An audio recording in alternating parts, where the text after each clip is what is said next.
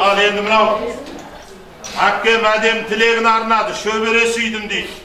Ата-ананың бақыты осы шығар. Сонда қаншаға келдіңіз биыл әпке? Мен 77-дем. 77, мен... 17 немере бар, 18 шөбере бар, немереден бар. 77, мен 87, менен 10 жас үлгені көз. Мен 87 мұға бар. Сіздің жасыңызды Құдай маған берсін. Менің бойым сізге берсін Алла қаласа. Бірақ енді анау күні осындай бір апам тойға кешік келді осындай, құдалық тойға. Сосын сұрадым, апа, кешікке батсыз, үйде балалар болмай қалды ма? Жоқ, шырағым, мен жұмыстан келе жатырмын деді. Ойбай апа, жүзіңізге қарасам, талай жылдың айнасы сияқтысыз. Не жұмыс істейсіз деп ем, шырағым, мен кенбі да жұмыс істеймін деді. Сосын ойланып қалдым, енді құпия жұмыс қол. Қауіпсіздік комитеті деген құпия кенбіға кемпір керек болса, ол да мүмкін шығар, енді істесе істейтін шығар деп еді. Жоқ, шырағым, әзілден тыс мен сол кенбі да істеймін деді. Кейін тос бергенде тұрып айтты, шырағым, кенбі деген саған әріптеп талдап берейін. Кенбі болғанда сен айтқан сол қауіпсіздік комитет емес, мен кенбі деген күнде немере бағу деген жұмыс істеймін. Рахмет, бол. Әңгіме қылып жатыр емін ала. Қалайсыздар? Жағдайларыңыз жақсы ма? Жақсы. Енді мынау хотя бы айфондар түсірсін, самсунгтар тише отырайық. Енді мынау құрметті құда-құдағилар. Құдағи, сәл сабырлы тұрайық енді. Мынау енді бұл нәрсе,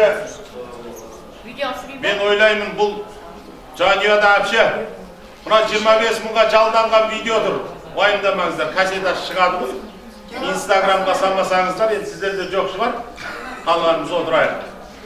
Менің енді бұл жанұяда, бұл семьяда, бұл отбасыда осы Нұрлан ағамның шешімінсіз іштенге шешімін тауып шешілмейді. Оның үстіне әкенің, ананың разылығы ол Алланың разылығы дейді. Осы ата-ананың разылығын алған қыздың да, ұлдың да Құдай бағын ашады дейді. Ата-ананың разылығын алмаған қыздың да, ұлдың да Құдай дұғасын қабыл қылмайды дейді. Мен енді бір ауыз осы кісілерден рұқсатын сұрайық. Рұқсатын берсе, сырғаны салайық Құдай қаласа. Енді Нұрлан аға үш келін алдыңыз Құдай қаласа. Жаңа айтып жатырмыз, соның бұл қайтарымы болсын. Қарға тамыр қазақ сұрассақ қазір бәріміз ағайымыз. Қоңырат пен төре елі бірінші рет құда болып отқан жоқ. Мысалы Дүйсекеңнің құдасы Бақтияр аға мен ағам болып шығып жатыр, жаңа айтып жатыр, інім екенсің деп. Мен өзі Сіргелінің баласы болғанмен Қоңыратқа жиендігім бар. Мына кісі менің нағашым екен. Мысалы женше, сіз өзіңіз бердің қызсыз. Кіші жүз Тама дейді. Кеше ғана менің көршімнің бажасының балдызы осы Тамаларға кетті. Мағамы туысқа. Рас қой? Енді мен Нұрлан ағамнан рұқсат сұрамас бұрын бір сұрақ қойып көрейін, қалай жауап берер екен. Нұрлан аға Тамадан тақылдатар таңда екен. Кешенеге жазғанды көретін маңда екен. Уақытысында Таманың сұлу қызын алып сізде бір елге күйеу болдыңыз ғой. Шыныңызды айтыңызшы, қыз кетейін деп атқан қандай екен? Аружан кетет дегенде естігенде, бірінші естігенде қиын болды ма? Ең бірінші естігенде? Аллах тағала айтады, жұртқа не істеп кетсең кейін алдыңнан сол шығады. Міне, бүгін осы кешіріңіз Тама елінің қызын алып қуанған, бүгін соның қайтарымы болып жатыр. Мен ойлаймын, Аружан бұрын досағадан біреу болып көргенде Нұрекең қуанатын еді. Екеу болып көргенде Бағдәулеттің қолынан ұстап шаттанады. Үшеу болып көргенде немеренің маңдайын иіскеп жасарады. Өзі қазақта білесіздер, біріншің атаңдікі, екіншің анаңдікі, үшінші, төртіншің барып егеліп қылатын уақыт келеді ғой. Мен ойлаймын, енді Аружанның осы Нұрекеңнің өзінің қызы деп. Рұқсат бересіз ба? Қалмалын аласыз ғой. Жеңше, рұқсат бересіз ба? Енді анау қыз алған жақ, қуанатта қыз берген жақ қиналады бізде. Мысалы, сабы сынып тұрған күрегіңді біреу әкетіп қалса, таппай қалсаң ішің ашиды, сол сынып тұрса да мықты күрек өткен. Бір шелек суың төгіліп қалса, ішің ашиды қазақ. Енді қызды оқытасың, шоқтасың, өсіресің. тура дайын болған кезде біреу алып кетсе жиже қиын екенін түсінемін. Қыз берген қиындау. Бірақ ертең дәу тойда Дүйсекең мен Құдағи сізге қыз туған Құдағи деп алтын комплект тағады. Сол кезде өлі Аружан туа саған дұрыс болып қой. Бір қайынның артында бір қуаныш тұрады. Құдай соған жеткізсін. Рұқсат бересіз ба? Шапалауын қой. Құдай қаласа бастарыңыздан ләйім Құдағи бақ кетпесін, астарыңыздан әрдайым тақ кетпесін. Біздің қызға алып келген алтын комплекті бірлән көзі бар, ұмытылып төс қалданың түбінде қақ кетпесін. Енді мынау кімнің? Бағдәулеттің қара шаңырақтағы жеңгесі. Дүйсекең қара шаңырағына барғанда шайын қою қылып, қызыл шайын беріп, Алла менің келінім осындай болса екен деп ниет қылған шығарсыздар. Ниеттеріңізді Алла қабыл қылсын дейміз.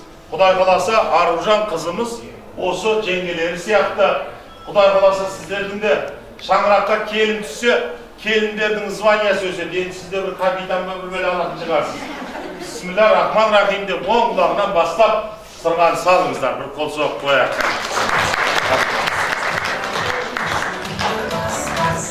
Рахмет. Мына Аружан.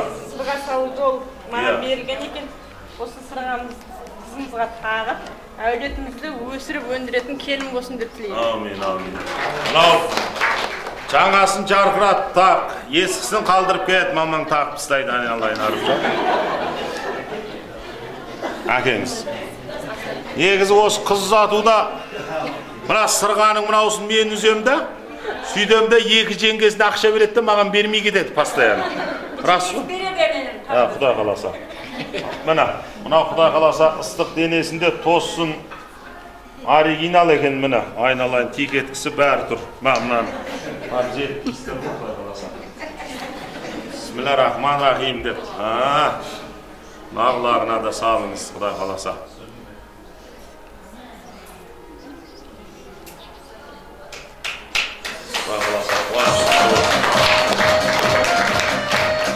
Рахмет. Рахмет. Мына екі жеңгесінің расчетін бермесеңіздер қыз жоқ деп тұр. Өтіп сүйіп қоя саған болмайды. Екі жеңгесінің расчетін беріп қойыңыздар. Құдай қаласа. Міне. Енді Аружан қалады. Аружан қалады, екі жеңгесі бара беріңіздер сіздер. Аружан.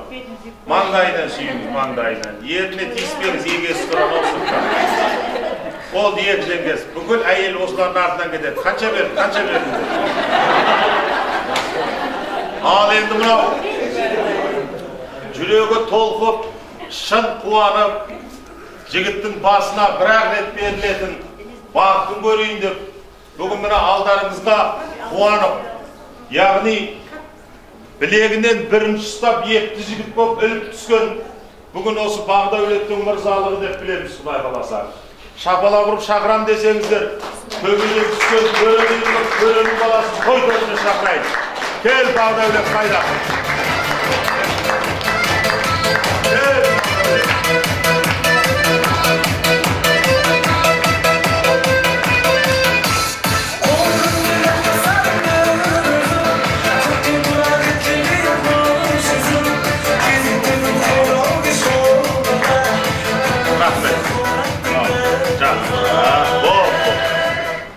Енді бұрын үйленбеген үй алып тұр ғой бұлда, бәріміздің басымыздан өтті ғой.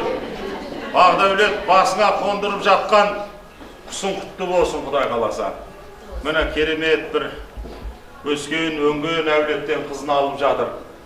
Жігіт адам мамандық бұлай тұрсын, осы жар таңдауда жаңылмау керек екен. Себебі барыңды бар қылатын әйел, барыңды жоқ қылып, барыңа зар қылатын әйел, жаныңды жылытып, маладес қылатын әйел, жаныңды суытып, қаныңды ішіп, қаладес қылатын әйел дейді. Жігіттің алған жары жақсы болса, 1000 бақыт екен. Астындағы аты жақсы болса, 1 бақыт екен. Құдай қаласа Бағдәулет қолыңа қондырған құсың басыңдағы бағың болсын дейміз. Қазақта сөз бар, бақ Құдайдан беріледі, бап жұбайдан беріледі дейді. Бағдәулетті баптайтын осы жұбайымен Құдай қаласа біздің Аружан қызымызбен бақытты болсын дейміз. Allah Teala Екі елдің арасына алтын көпір салынды міне. Осы алтын көпірдің үстінде екі жас алтын көпір болса, екі ел құда болып жүріп өтсін дейміз, Құдай қаласа. Бағдәулет той құтты болсын. Міне Аружандай қызды алып, екі елдің арасына расында жақындасып құда болып қуанып жатырмыз. Құдайым оңдасын, бір Алла өзі қолдасын, жастар бақытты болып өсіп өнсін деп кім береді сіздерден бата? Мен беремайын бұл. Нәбеке, амин. Жастарымыз өмірлі болсын, тұрмыстары көңілді болсын. Ата-анаға мейірлі болсын, ағайынға пейілді болсын. Халқым деген жүрегі болсын, жұртының қамқор тірегі болсын. Абыройлары өрлесін, жаманшылық көрмесін.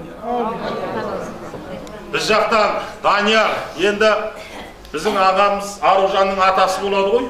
Бір ауыз бата беріңіз, артықшылық етпейді.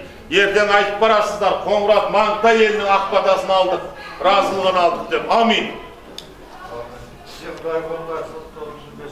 Жастар бақытты болсын, өріш-жүгірлі болсын. Дендері салманаса бақытты оға мен олақат бар. Еңізі жастың ұзай тілеуін береді дейді. Мен де бір бата берейін. Балаңыз екі аяқтен төрт аяқты болған құтты болсын.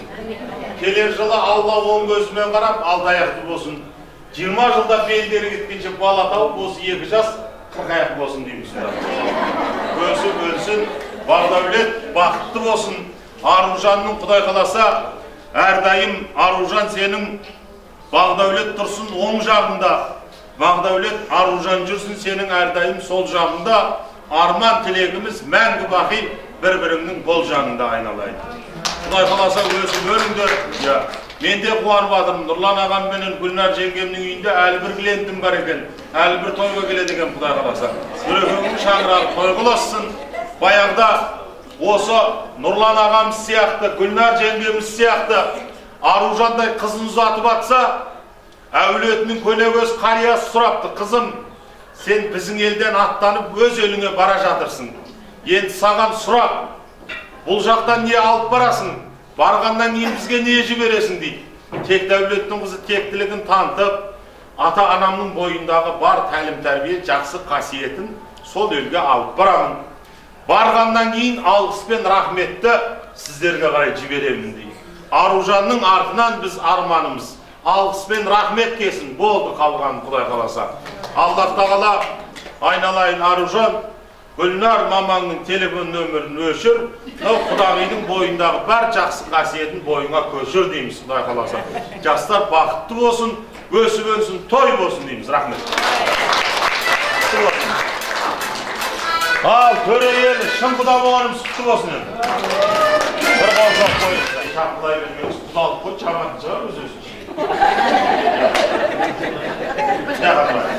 Қасына. Енді мынау құрметті